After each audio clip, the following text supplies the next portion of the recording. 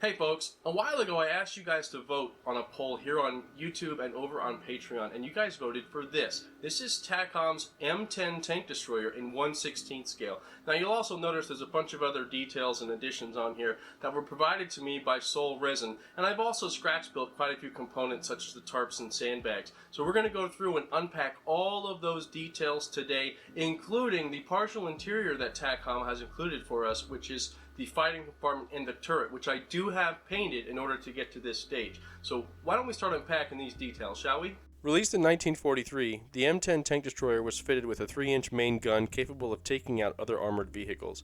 The idea was to make something faster and more powerful than the Shermans, so the armor thickness was reduced to speed it up a bit. One unique feature of the M10 are the bosses that are found on the hull and turret, which were meant for attachments such as additional spaced armor, but they were not really used for anything except holding stowage and track grousers. Another unique feature is the counterweights that are found on the rear of the turret. These were a necessary feature as the gun installed on the lightweight turret was so front heavy that it would bounce around a lot during movement, and the counterweight corrected that issue. This kit features workable tracks, workable suspension, even workable hatches, though the only interior bits to see are directly under the turret, which include the ammo storage area and firewall. The kit comes with a metal barrel and minimal photo etch, which makes things a bit easier. I think another important feature that comes with the 1/16 scale is that most parts are manageable without tweezers because this is an easier build for those who struggle at smaller scales. The kit also comes with a styrene figure and a 50 cal machine gun, but we'll be replacing them with the Sol Resin kits. For now, let's get on with the build, starting with everyone's favorite topic in armor modeling: tracks. These tracks go together quite simply without the need for a jig, and if done right, are completely workable and, more importantly, durable. Each side has 77 pads, so that is 154 times you'll be repeating this process, so get comfortable with a show or podcast as you'll be putting a solid workday into these tracks. Once you have the pads done, you'll be able to add the guide horns, which comes nicely molded in sets of 4 to save you time. Apply some glue, nip off the sprue, and boom. You have some fully workable and durable tracks. Just be sure to work them as you go to make sure they stay, well, workable. Next up, we have the running gear, which can be quite tricky as it is workable, so you'll want to pay careful attention to the instructions so you know where to apply cement. Another important note is that the suspension is mirrored on each side, meaning there are 2 sets of 3 suspension assemblies. Pay attention to the orientation so everything looks accurate. Another critical step on this kit is attaching the sponsons to the lower hull. You see how this sponson is perfectly straight and at a 90-degree angle to the sidewall? This must be, else the upper hull will not fit correctly and we will have a gapapalooza. So how do we make sure that we are attaching properly?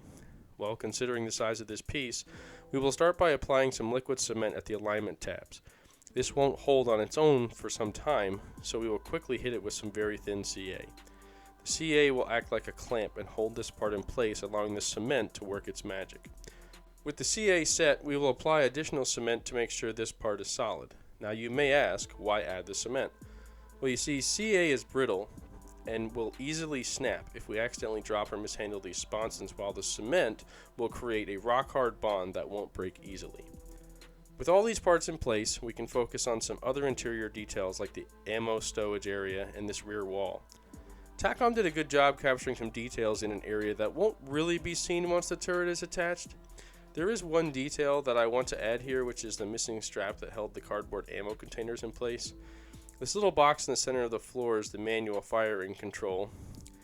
I'd also like to add some lead wire here and connect it to the gun, but it's just not feasible at this point. I may try that later. With that out of the way, we can move on to the upper hull where we have some cool details like the driver and radio operator hatches, which are fully workable. Even the periscopes are workable, which is something I'm not used to seeing. One unique feature on the M10 are these bolt-on attachment points, which are found on the sides of the hull and the turret. This is where we find the track grouser racks, which need some correcting. It looks like Takom gave us the rack with bolts and washers pre-installed in all the holes, so we will have to remove the unused bolts and drill out holes. Using references, it was common to see a few grousers missing and for the crew to use the grousers as tie-down points for stowage, so we'll do the same. With the upper hull assembled, we can move on to the turret assembly, which is made of multiple panels. Takom did a good job of adding the weld details on the inside and outside of each seam. The only real issue is to deal with the seam along the bottom of the turret cheeks, which we will deal with using some steel texturing techniques. Speaking of, Takom gives us a nice cast texture on the lower hull because it's the same as the Sherman that they released, but all the other parts are smooth plastic. So let's look at how we apply those steel textures I reviewed with you all in that last video.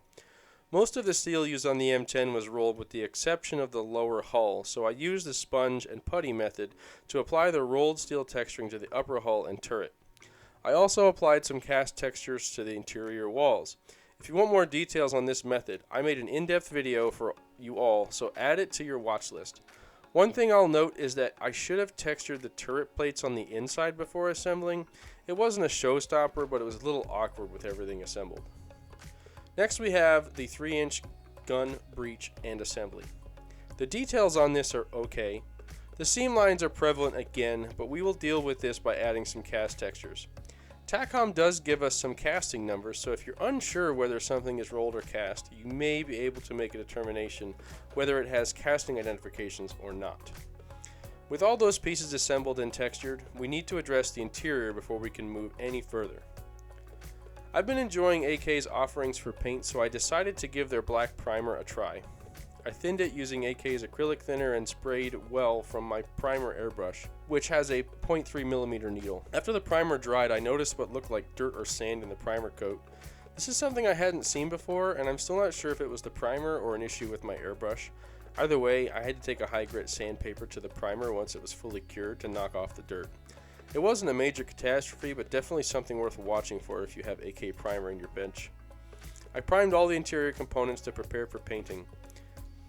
The painting process is made so much easier using a paint stand like this one that I designed myself. The file is available for printing over at Cults 3D if you want to print it yourself. And if you're interested in having me print it for you, I can do that.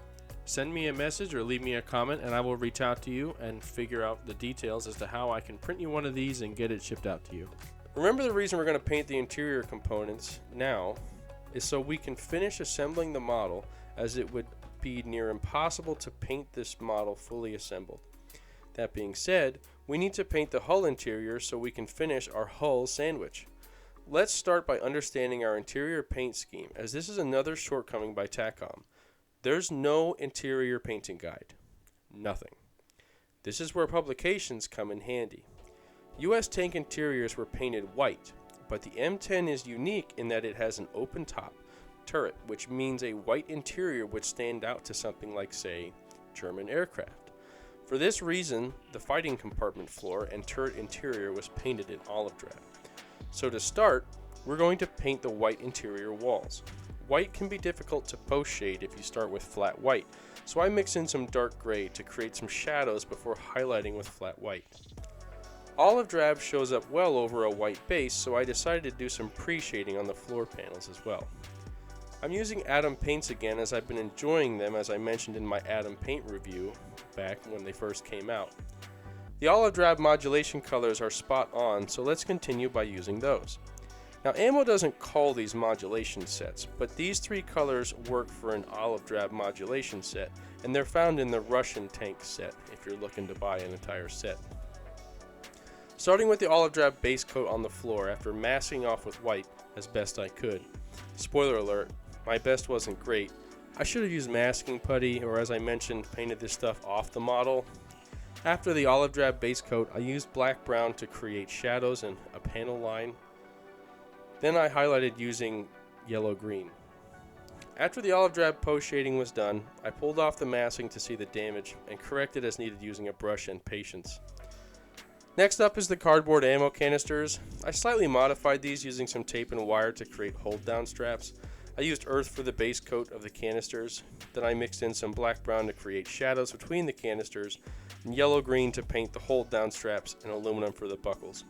In hindsight, I should have designed and printed buckles for the straps, as the wire isn't perfect, or maybe just used a thicker wire. Though again, these details will be difficult to see once the turret is on, so you'll have to weigh the amount of effort you want to put in. Now I'm swapping the airbrush for my detail painting brush, as there are a few details to paint, such as the radiator plumbing, the crew canteens, this gun cleaning rod. Since this area will be difficult to access once the upper hull is attached, we're going to fully weather this interior as well, starting with chipping. I like to use Vallejo's German Camo Black Brown and VMS paint drying retarder and a soft sponge to apply some random chips. I know at least one viewer mentioned sponge chipping being a challenge, so let me offer some insight quickly. After mixing the paint and retarder, dip the end of the sponge into the mixture and offload the majority of it onto a paper towel or another piece of paper until you get a chipping pattern. If you're not confident yet, grab a paint mule, as they call it, or basically an old model such as this old Panzer IV turret that I have laying around, and test it. As you can see, that's too much chipping, so I'll offload some more paint and test it again.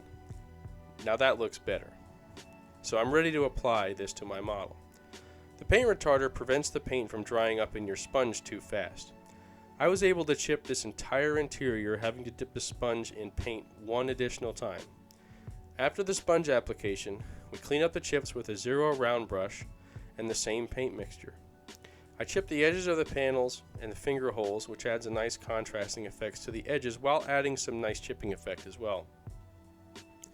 After applying a quick coat of satin varnish to protect our work, we can apply a nice pin wash to bring out some details and add more contrast.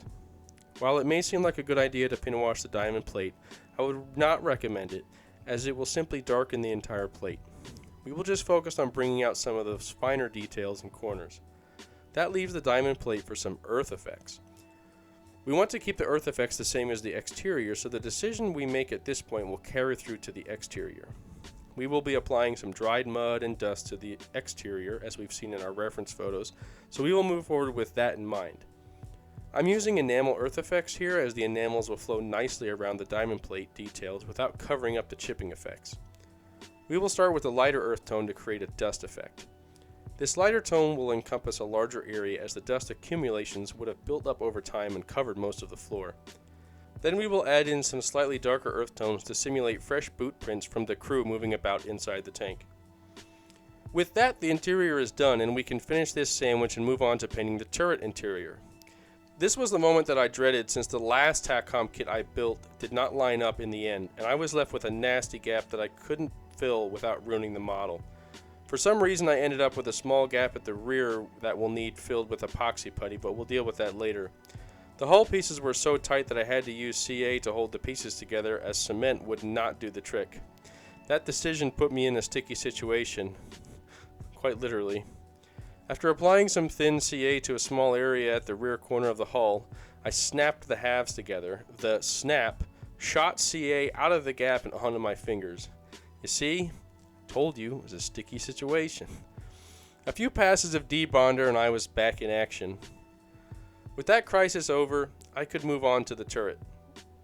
We are essentially going to follow the same steps as the olive drab part, since the breech and turret interior are all in olive drab. Base coat in olive drab, darken the shadows, and highlight a few open areas. There are a few details to paint in black, such as the turret traverse locks and traverse wheel. We also do have the ammunition that is stored here, which Takom has included, but again forgot to give us the colors. The shells are brass colored and the ballistic piece is black. I painted on the lettering that was commonly found on these as well, using white paint and some nerves of steel. There is a strap that is missing as well, which we will add with some tape and wire, followed by brushed primer and a canvas tone color from AK. The gun breech will also have a few additional details painted, such as the breech mechanism, which I'll point out is not fully workable due to a design flaw in the kit.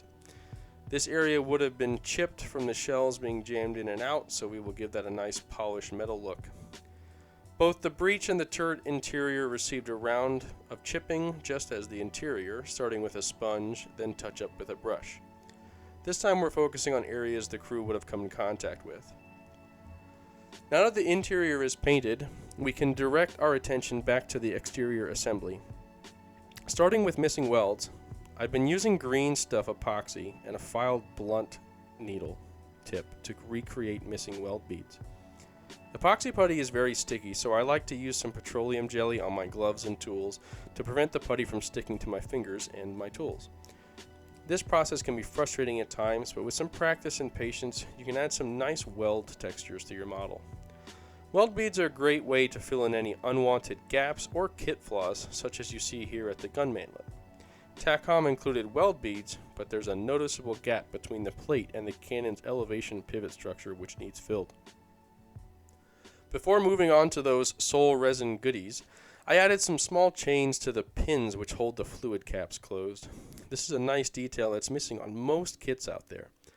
I picked this necklace material up on Amazon and just cut it down to size. Now on to those resin parts. I'm using a nice reference photo for this stage as it shows the sandbag armor that was commonly seen on US armor during World War II. The Sol kit has a nice piece that fits right on the front hull, and some other pieces that fit nicely on the turret, though one common issue with any resin piece is that you're trying to fit a solid object onto a kit that has pieces sticking out, and curves. Well, Sol has you covered as they molded their parts directly on a test model, so the fit is exact as it uses the kit features as alignment holes. I did, however, decide to fill it in a bit more, as seen in my reference photos, by sculpting some sandbags using milliput. I've had this stuff laying around for quite some time, and I will say I really enjoyed this putty for sculpting. I was even able to make the bag ends using a silicone brush by forming the end over the brush using my fingers. Then I stuck the end in place using the same pointy brush. I repeated this process until I had a fully loaded front hull. Moving on to the engine deck, I decided to do something similar to the Fury Sherman I built in the last series. If you haven't seen that series where I made Fury Sherman with full interior along with a Tiger with full interior, I'll leave links in the description for you to check those out. I put a few nicely molded boxes down as to not block the engine deck hatches and the barrel lock. Then I placed these interesting bags that Sol Resin provided, which seem to be hanging off of something. It's a nice touch that you don't usually see in resin molds. As I mentioned before, resin parts can be troublesome with gaps created where there shouldn't be, but I fixed that with some tarps made with milliput putty. I added a grease bucket and a jerry can as well. Speaking of jerry cans, I attached some side-mounted brackets which were sometimes used to hold things such as these jerry cans. I also found reference photos showing jerry cans being strapped down to the grouser structure, so I recreated that as well. Last but not least, I put this bucket at the rear because, well, what armor model from World War II is complete without a bucket? Now let's talk about the 3D printed MGs that come in this kit. They take some delicate cleanup to prevent any damage, but after assembly, oh boy are these things nice. The details are amazing as the 50 cal ammo canister actually slides in place like the real thing. Well done, Sol Resin, on these pieces. Sol Resin has even included some extra ammo canisters and even spent casings that you can scatter about for a nice touch. I should also note that Sol includes a mounting point for the 30 cal MG since the kit doesn't include that at all. I can't say that I saw many references showing an additional 30 cal, but why not? It looks so cool. I used milliput here again to close up any gaps in the resin parts and add some visual texture to the model, such as the tarp laying on top of the mantlet and the bags on the side of the turret. With the stowage out of the way, we are truly in the home stretch, as all that is left is figures. And man, are these figures nice. My first experience with resin figures was back on the T-34-85 I did earlier this year, and those were a step up from those molded figures I put in the Panther way back when.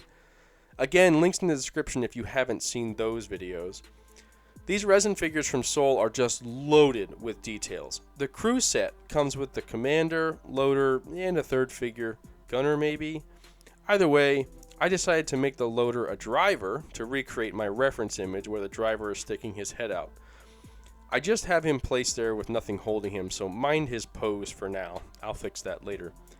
Again, looking at my reference photo, the M10 had a few riders on it as well, so I decided to pull a few fitting figures out of the rider set that Sol Resin provided me, which has 6 figures in it.